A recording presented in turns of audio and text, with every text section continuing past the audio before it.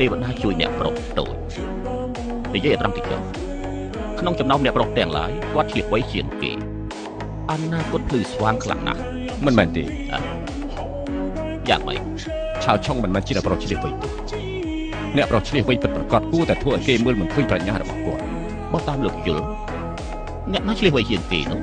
មានម្នាក់ដែរគឺអ្នកប្រុសដែលមើលពីខាងក្រៅទៅស្លូតបូតតែក្នុងចិត្តមានភាពរឹងប៉ឹងបើសិនជាពួកខ្ញុំតែងតាំងអាឆុងជាអ្នកបន្តវេនពីការងាររបស់គាត់នោះបានចឹងខ្ញុំនឹងខ្លាចទៅជាសម្រាមរបស់អាឆុងហើយលឿនឆាប់ហៅលោកគ្រូពេទ្យមកលឿនចាំតែលឿនលោកអបរាជនិយាយត្រង់ទៅ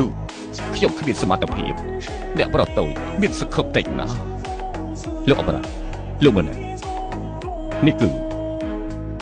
ស្នាមថ្មីកណ្ដុលពឹកមិននឹកស្មានថាលើលោកនេះពិតជាមានកណ្ដុលពឹកមែនលោកអបរាជ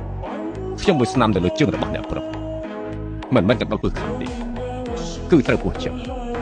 សំណាក់លោកអបរាជទីតាំងខ្ពស់ហើយបន្ទប់ឆៅឆុងក៏ស្ងួតខ្លាំងមិនក៏អាចមានពោះចេញចូលពោះមិនចេះចូលដល់ខ្លួនឯងទេចុះបំ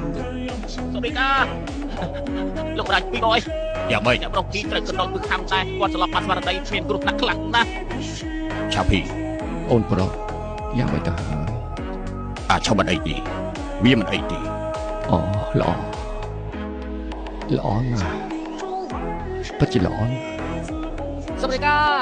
លោកអបរាជអ្នកប្រុសតូចគាត់អាចុំយ៉ាងម៉េចហើយលោកអបរាជអ្នកប្រុសតូចគាត់ទប់ទល់លែងបានហើយ